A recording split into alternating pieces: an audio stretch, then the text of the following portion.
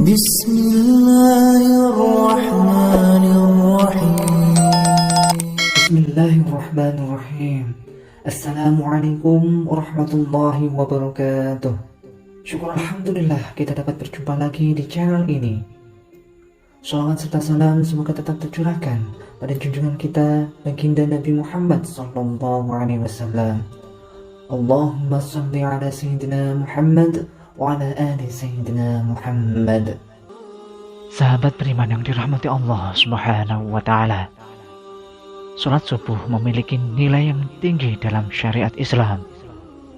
Bahkan Rasulullah Shallallahu Alaihi Wasallam mendoakan langsung umatnya yang menunaikan salat subuh. Orang yang menunaikan salat subuh juga disaksikan oleh para malaikat. Akan tetapi ada bacaan surat pendek yang tidak dianjurkan. Lantas, apa keutamaan salat subuh? Bacaan surat apa yang tidak dianjurkan di waktu sholat subuh? Benarkah malaikat menyaksikan langsung ketika kita menunaikan sholat subuh? Apa keutamaan menunaikan sholat subuh? Wahai sahabat, sholat subuh ditunaikan jelang terbitnya fajar, waktu di mana orang-orang dalam keadaan yang terlelap tidur. Betapa banyak kaum muslimin yang lalai dalam mengerjakan sholat subuh. Mereka lebih memilih melanjutkan tidurnya ketimbang bangun untuk melaksanakan sholat. Karena itulah Rasulullah Shallallahu Alaihi Wasallam mengkhususkan sholat subuh mulia dengan keistimewaan tunggal. Sholat subuh bahkan memiliki sifat-sifat tertentu yang tidak terulang pada sholat lainnya. Saking istimewanya orang yang mengerjakan sholat subuh didoakan oleh Rasulullah Shallallahu Alaihi Wasallam. Hal ini sebagaimana disebutkan dalam sebuah hadis, Rasulullah Shallallahu Alaihi Wasallam bersabda, "Ya Allah, berkahilah umatku selama mereka senang bangun subuh." Hadis riwayat Imam At-Tirmidzi, Imam Abu Dawud, Imam Ahmad, dan Imam Ibnu Majah. Apabila Rasulullah Shallallahu Alaihi Wasallam yang berdoa, bahkan tidak ada perantara di antara Rasulullah Shallallahu Alaihi Wasallam dengan Allah Subhanahu wa Ta'ala. Secara jasadiah, Rasulullah Shallallahu Alaihi Wasallam yang paling dekat dengan Allah Subhanahu wa Ta'ala. Di dalam hadis lain dijelaskan bahwa orang yang melaksanakan sholat subuh berada dalam jaminan Allah Subhanahu wa Ta'ala.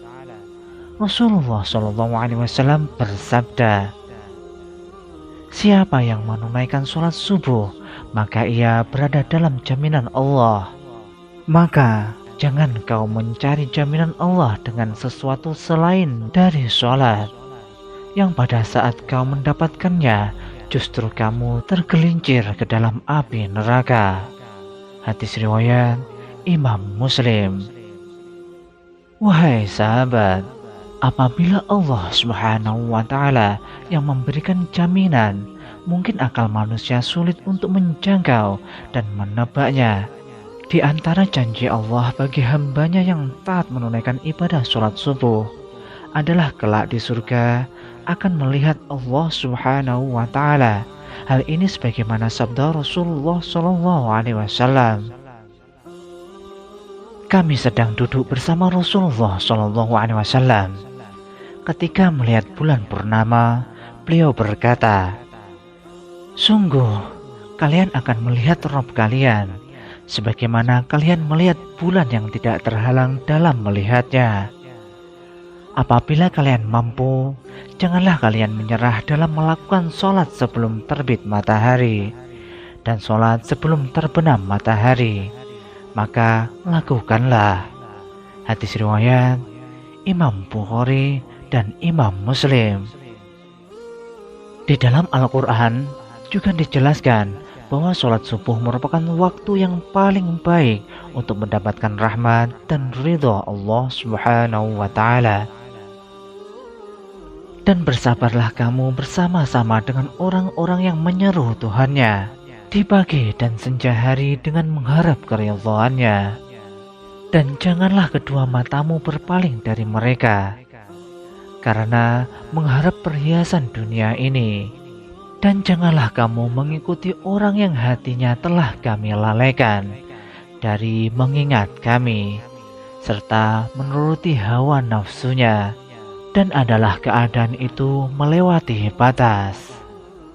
Quran Surat Al-Kahfi ayat 28.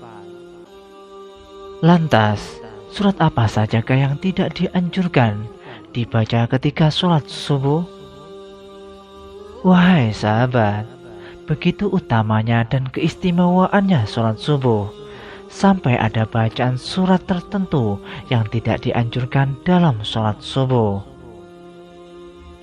Dalam Quran Surat Al-Isra ayat 78 dijelaskan bahwa para malaikat menyaksikan langsung orang yang menunaikan ibadah sholat subuh.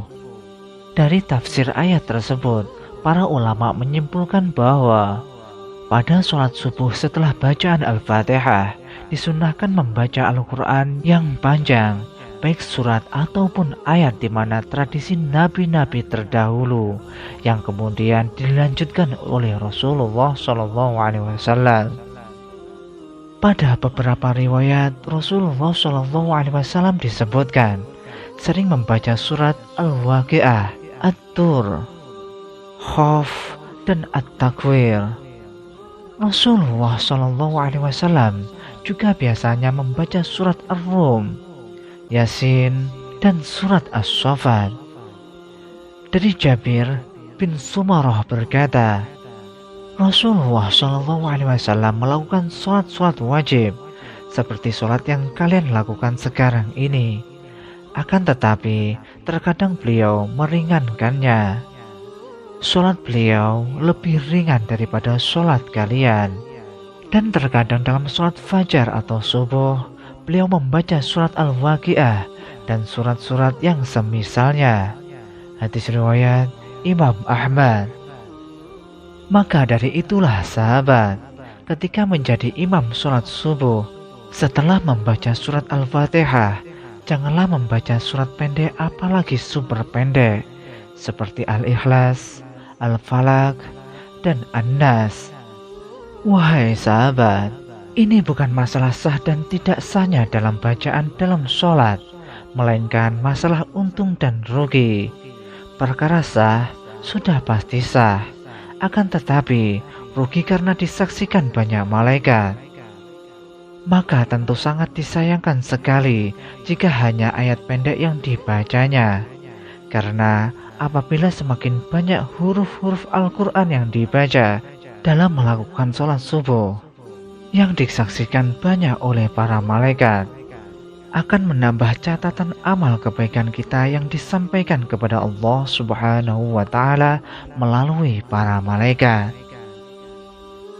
Sahabat beriman yang dirahmati Allah Subhanahu wa Ta'ala, demikian yang dapat kami sampaikan. Semoga dapat bermanfaat untuk kita semua. Wallahu a'lam bishawab. Wassalamualaikum warahmatullahi wabarakatuh.